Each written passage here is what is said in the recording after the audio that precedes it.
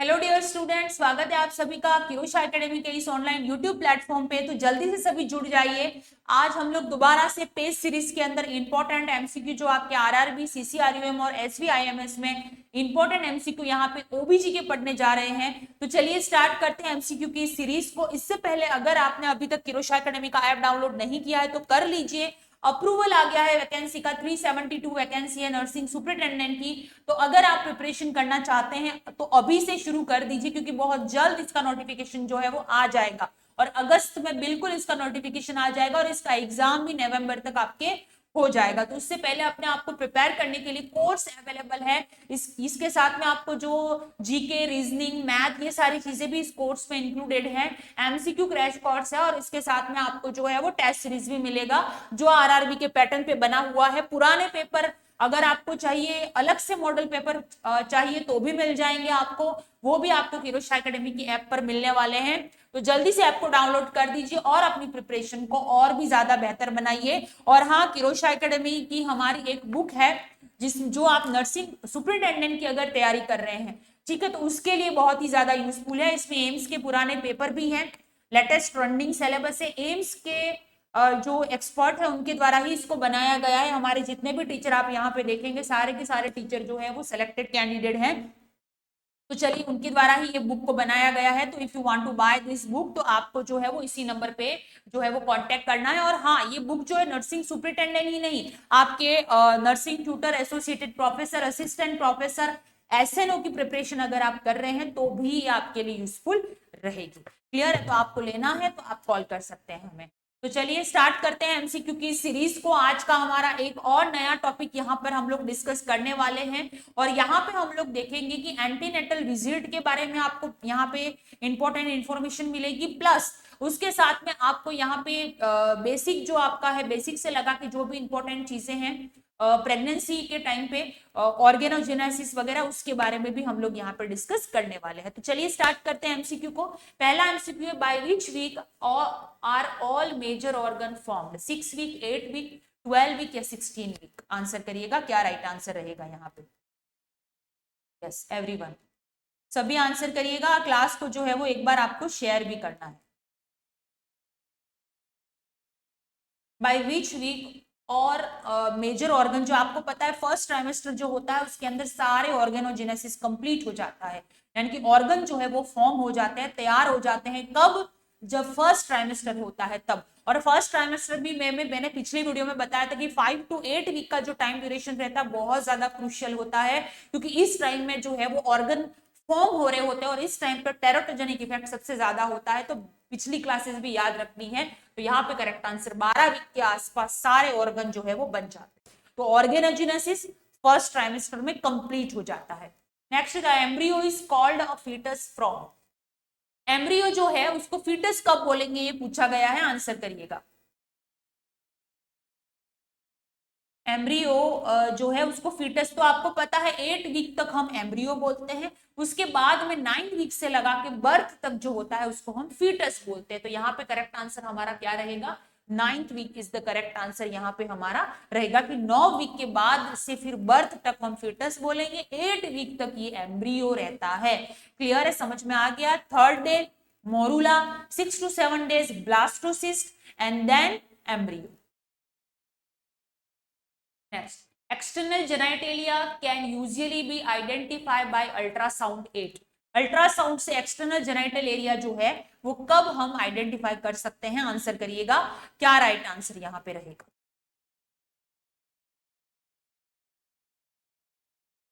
Class को share करना है और साथ में आंसर्स भी करना है।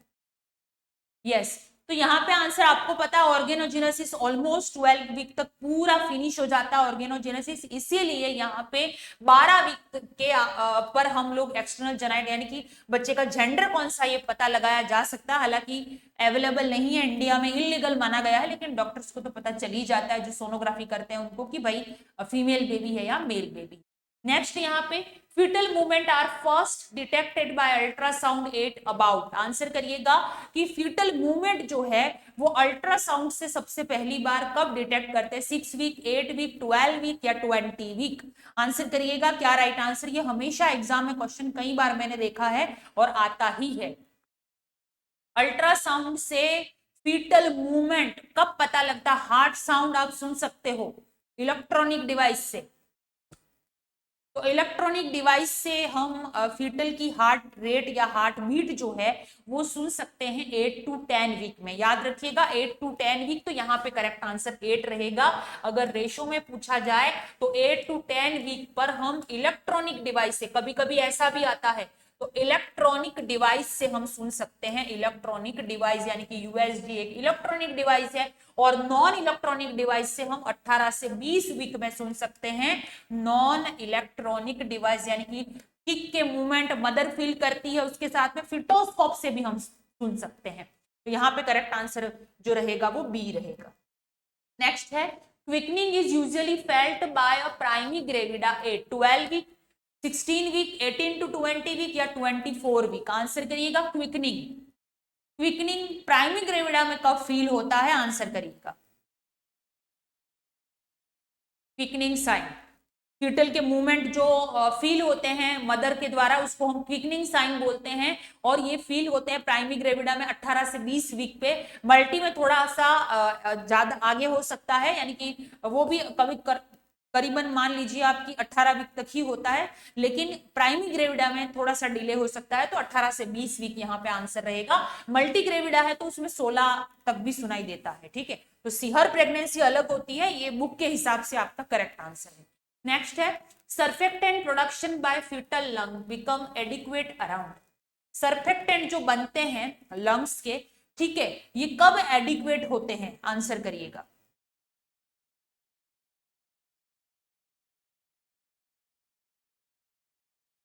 सर्फेक्टेंट बनना बहुत ज्यादा जरूरी, नहीं बनेंगे तो फिटल डिस्ट्रेस होगा, रेस्पिरेटरी डिस्ट्रेस की प्रॉब्लम आती है। इसीलिए बोलते हैं कि अगर 34 वीक पे अगर बच्चा पैदा होता है तो ये सर्वाइवल करता है, लेकिन उसके बाद में इसके रेशो जो होते हैं वो डिस्टर्ब हो जाते हैं। क्लियर, यानी कि 36 वीक के तो ये बहुत ज्यादा कॉम्प्लिकेटेड हो जाता है। बाकी 40 वीक अराउंड टर्म अगर डिलीवरी होती है तो इसके सर्फेक्टेंट पूरी तरीके से बन जाते हैं। तो यहाँ पे करेक्ट आंसर हमारा क्या रहेगा? 34 वीक इज एडिक्वेट। तो यहाँ पे रेस्पिरेटरी डिप्रेशन को बचाने के लिए जरूरी है। विच फिटल ऑर्गन मैच्योर लास्ट? कौन सा फिटल ऑर्गन सबसे लास्ट में मैच्योर होता है? और अगर कोई बच्चा है जैसे कि जिसके सर्फेक्टेंट नहीं बने या प्री मैच्योर पैदा हो जाता है, यानी कि 34 वीक तो एडिक्वेट होता है, लेकिन 34 में वापस से ये रेशियो जो होता है वो ऊपर नीचे होता है।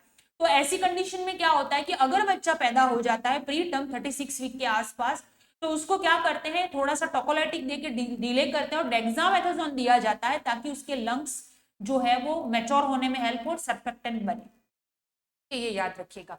कोर्टिकोस्टेरॉइड, डेक्सामेथासोन एक कोर्टिकोस्टेरॉइड है तो उसी को देते हैं।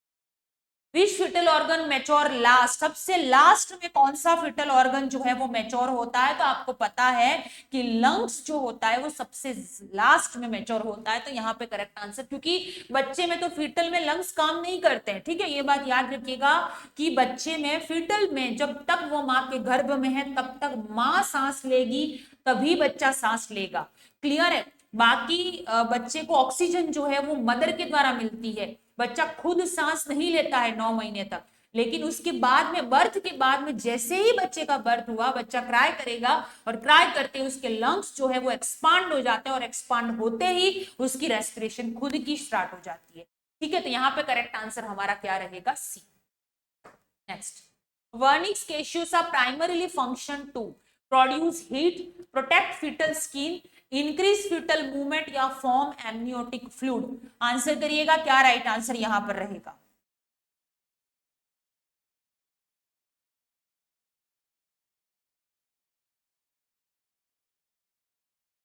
तो देखिए वर्निक्स केशियोसा आपको फीटल के अराउंड एक लेयर जैसा दिखाई देता है।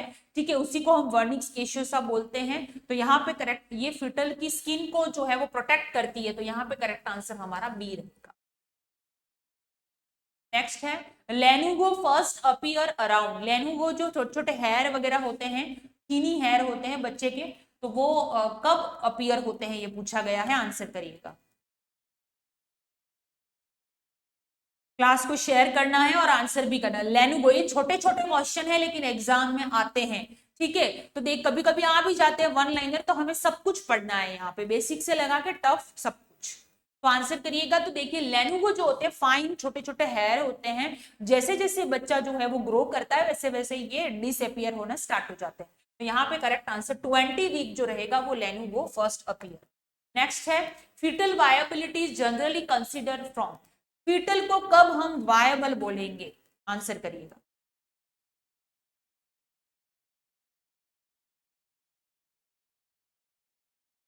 तो वायबिलिटी पीरियड जो रहता है वो 24 वीक रहता है। 24 वीक के बियॉन्ड अगर होता है बच्चा तो उसको वायबल बोलेंगे। क्लियर है।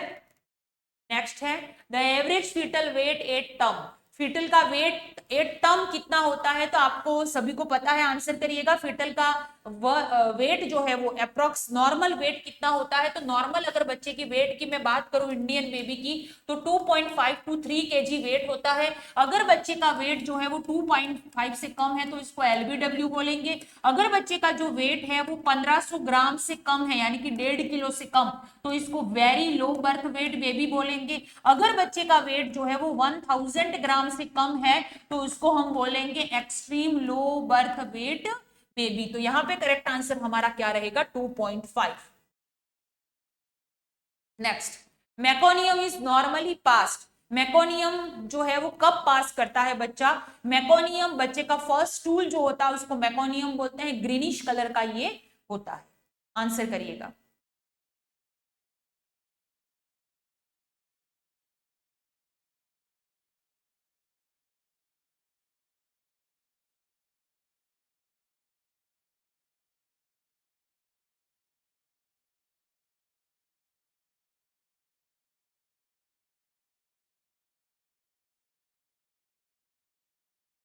क्लास को शेयर करिए और साथ में आपको आंसर्स भी करना है।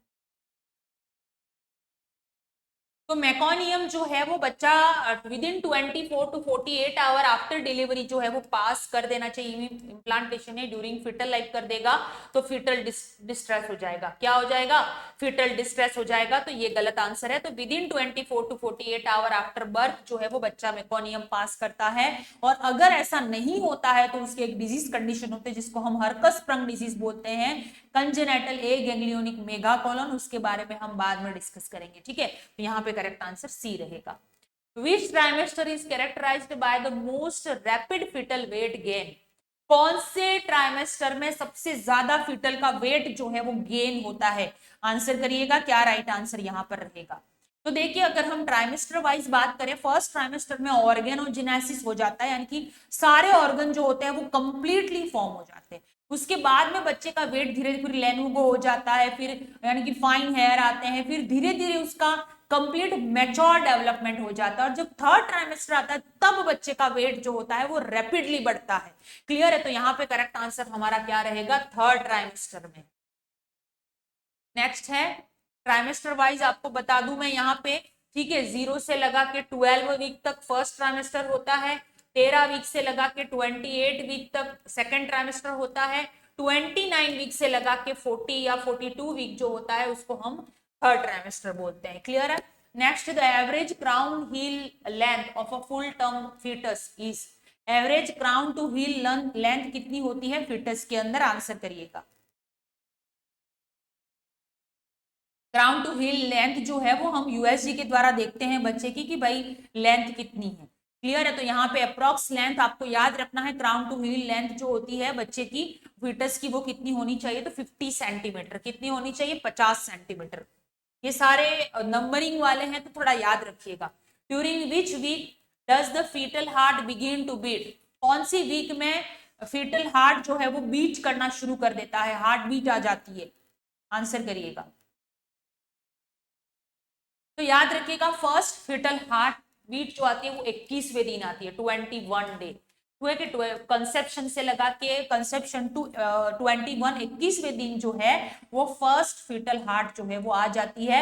न्यूरल ट्यूब भी 21वें दिन बन जाती है। ये याद रखिएगा, बहुत इंपॉर्टेंट एमसीक्यू जो है वो यहाँ पर पूछा गया है। तो यहाँ पे करेक्ट आंसर हमारा रहेगा अबाउट 4 वीक, 4 वीक। ठीक है। नेक्स्ट है the first antenatal visit should ideally occur. अब हम एंटीनेटल विजिट के बारे में थोड़ा सा डिस्कस कर लेते हैं, इंपॉर्टेंट है। ठीक है, इसमें हम टेस्ट वगैरह जो होते हैं उसके बारे में भी यहाँ पे पढ़ेंगे। तो the first antenatal visit should be ideally occur. First antenatal जो विजिट रहती है आइडियली कब की जाती है, आंसर करिएगा। और हाँ, क्लास को जो है वो एक बार आपको शेयर भी करना है, आंसर करिए।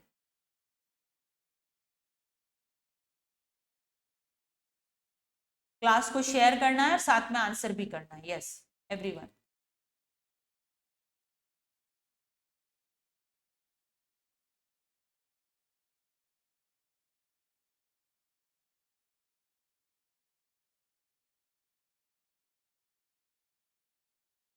फर्स्ट एंटीनेटल विजिट, तो देखिए फर्स्ट एंटीनेटल विजिट जो होता है before 12 week of pregnancy, 820 week, 828 week, 8 पहली जो है वो बिफोर 12 की एज सुन एज पॉसिबल, जैसे ही पता चलता है तुरंत एंटीनेटल विजिट जो है वो करनी चाहिए, बहुत ज्यादा जरूरी है। तो यहाँ पे करेक्ट आंसर ए रहेगा। नेक्स्ट है during every antenatal visit which parameter is routinely checked. कौन सा पैरामीटर जो होता है वो हर एक के अंदर चेक किया जाता है, आंसर करिएगा। क्या राइट आंसर यहाँ पर रहेगा? हर एक रूटीनली जो टेस्ट हैं जो परफॉर्म किए जाते हैं उसके बारे में पूछा गया है। तो रूटीनली जो है वो ब्लड प्रेशर, क्योंकि रिस्क देखना पड़ता है कि किसी भी तरह का प्रेगनेंसी इंड्यूस्ड हाइपरटेंशन तो नहीं है। दूसरा, मैटरनल वेट जो है वो अप्रोक्सीमेट बढ़ रहा है या नहीं बढ़ रहा, ज्यादा तो नहीं बढ़ रहा, ये भी देखना चाहिए। एडिमा तो नहीं हो रहा है, वो भी देखा जाता है। फीटल हार्ट रेट भी जरूरी है, डिटेक्टेबल होती है उसके बाद में। तो ऑल ऑफ दी अबव यहाँ पर जरूरी रहेगा, तो डी करेक्ट आंसर रहेगा। नेक्स्ट है which vaccine is routinely recommended during pregnancy under the national immunization schedule। Pregnancy में कौन सी वैक्सीन जो है वो लगाई जाती है? एकमात्र ऐसी वैक्सीन जो प्रेगनेंसी में लगती है, आंसर करिएगा। क्या राइट आंसर यहाँ पर रहेगा? और क्लास को जो है वो एक बार शेयर भी करना है। यस, तो देखिए प्रेगनेंसी में आपको पता है कि टीटी जो है वो यहाँ पे लगाई जाती है। टिटनस एंड डिप्थेरिया वैक्सीन जो है वो लगाते हैं। अब न्यू गाइडलाइन आई है प्रेगनेंसी के रिगार्डिंग, तो आप वो भी जाके देख सकते हैं। किरोशा एक नर्सिंग एकेडमी के नाम से हमारा इंस्टाग्राम पेज भी है, तो आप उसको फॉलो कर दीजिएगा। वहां पे भी आपको लेटेस्ट गाइडलाइन है वो देखने को वहां पर मिलेगी। क्लियर है? तो याद रखिएगा जो न्यू गाइडलाइन आई है इसके अंदर आपको जो टिटनस और डिप्थेरिया और इसमें कोविड वैक्सीन भी लगाए जाते हैं, मैंने सारी इंफॉर्मेशन उसमें बताई है, तो आप दे सकते हैं। ठीक है, तो ये बहुत इंपॉर्टेंट इंफॉर्मेशन है। तो यहाँ पे टिटनस और डिप्थेरिया दोनों, ताकि मदर और बच्चा दोनों सेफ रहे, इसीलिए ये वैक्सीन लगाते हैं। क्लियर है? बहुत जरूरी है, इंपॉर्टेंट गाइडलाइन है, ये न्यू गाइडलाइन अभी आई है। ठीक है, उसके अलावा कोविड वैक्सीन भी अगर नहीं लगाई है तो लगानी है, ये आरएसवी वायरस से प्रिवेंट करती है वगैरह, तो वो आप देख लीजिएगा एक बार, पूरी गाइडलाइन जो है वो मैंने बताई है। ठीक है, न्यू गाइडलाइन है। नेक्स्ट है iron and folic acid supplementation during pregnancy primarily prevent. Iron and folic acid supplementation pregnancy में दिए जाते हैं किस चीज के प्रिवेंशन के लिए? आंसर करिएगा। क्या राइट आंसर यहाँ पर है?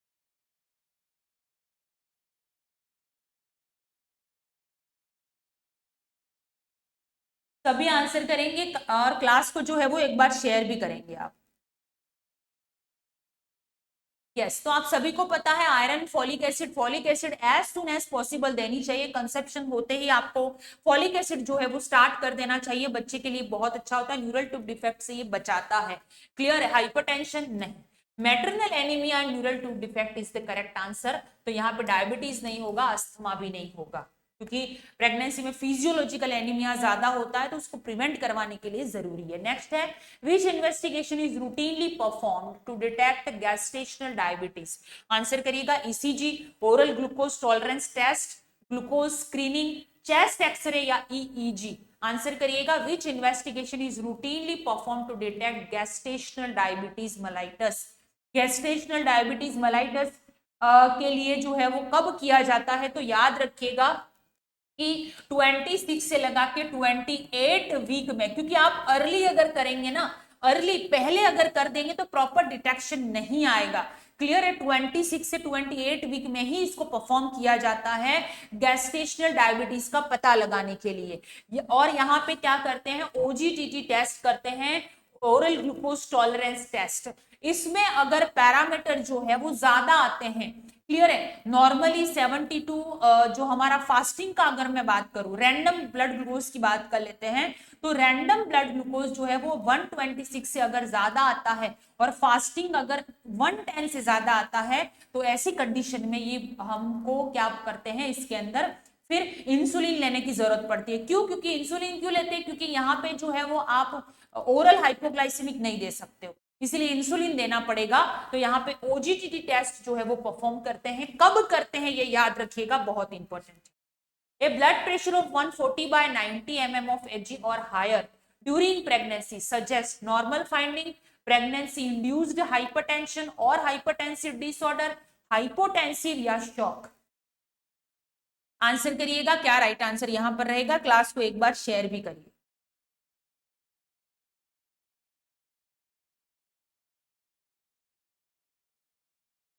चलिए आंसर करिए क्या राइट आंसर रहेगा एवरीवन।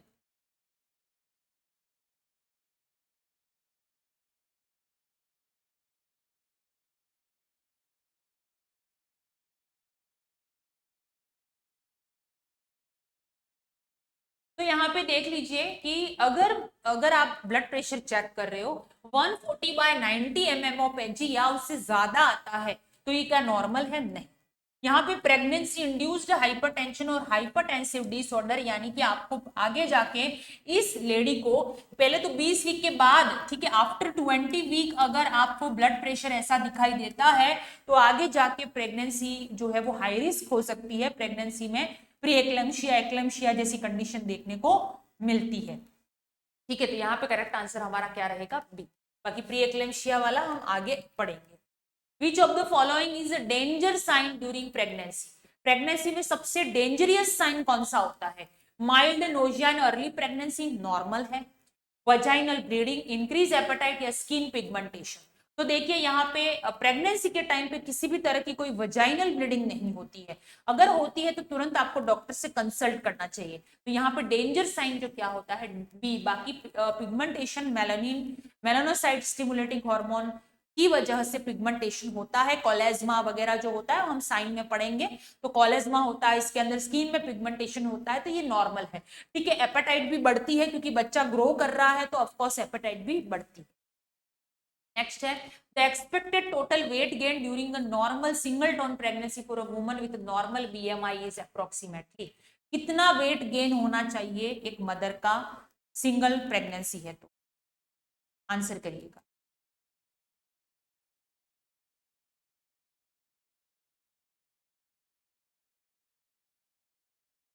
आंसर करेंगे क्या राइट आंसर रहेगा यहाँ?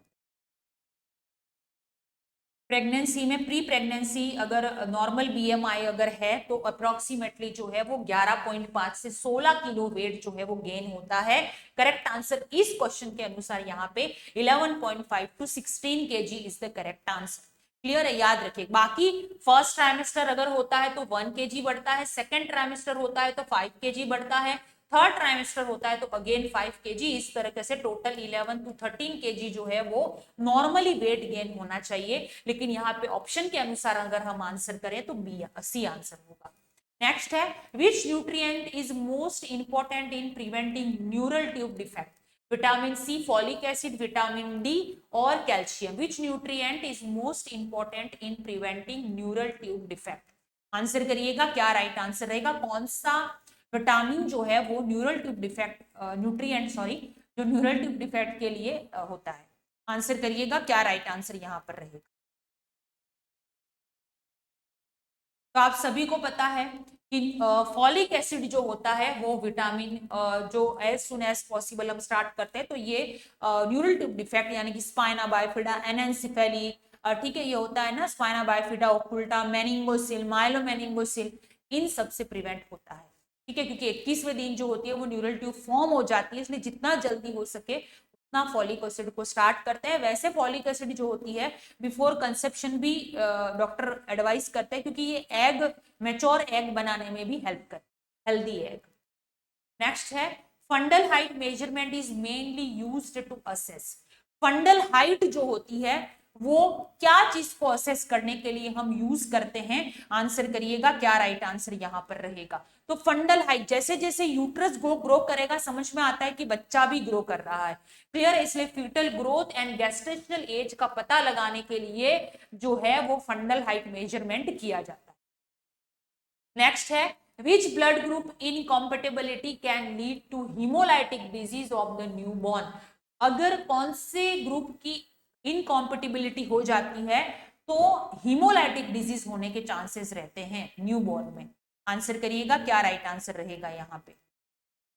बहुत अच्छा एमसीक्यू है, आंसर करिएगा। तो देखिए अगर मदर का ब्लड ग्रुप जो है वो RH नेगेटिव है, यानी कि मदर का ब्लड ग्रुप अगर नेगेटिव है और बच्चा अगर पॉजिटिव है, ठीक है, तो उसमें क्या होता है RH आइसो इम्यूनाइजेशन हो जाता है, जिससे बच्चा रिस्क पे रहता है हीमोलाइटिक डिजीज का। क्यों? क्योंकि जो आर्मी जो अगर एंटीबॉडी बना देती है इसके अगेंस्ट, फीटल आरबीसी के अगेंस्ट अगर मैटरनल आरबीसी जो है वो एंटीबॉडी बना देती है, तभी हीमोलाइटिक डिजीज होती है। तो इसको रोकने के लिए क्या किया जाता है कि जब प्रेगनेंसी होती है उसके 24 वीक के आसपास जो है वो यहाँ पे एंटी-डी लगाया जाता है, रोगाम जिसको हम बोलते हैं, 300 माइक्रोग्राम इसको लगाते हैं, IM लगाया जाता है मोस्टली, ठीक है, इसको लगाया जाता है। उसके बाद में डिलीवरी के बाद में भी इसको लगाते हैं विद इन 72 आवर्स, ताकि अगली कोई प्रेगनेंसी होती है तो उसमें किसी भी तरह की हीमोलाइटिक कंडीशन ना हो, क्लियर है। और अगर बच्चा अगर एबॉर्शन वगैरह हो जाता है तो भी 50 माइक्रोग्राम तो लगाते ही है, अगर मदर RH नेगेटिव है तो RH इनकॉम्पेटिबिलिटी अगर होता है तो हीमोलाइटिक डिजीज होता है। नेक्स्ट है fetal heart sound are normally heard by Doppler from approximately। fetal heart sound जो है वो डॉपलर से हम सुनते हैं, फ्रॉम अप्रोक्सीमेटली कब सुनेंगे, आंसर करिएगा राइट आंसर क्या होगा। डॉपलर से कब सुनते हैं? डॉपलर एक इलेक्ट्रॉनिक डिवाइस है, ठीक है, याद रखिएगा। तो अभी मैंने बताया था इलेक्ट्रॉनिक नॉन इलेक्ट्रॉनिक, पिछली क्लास में बताया था, सॉरी।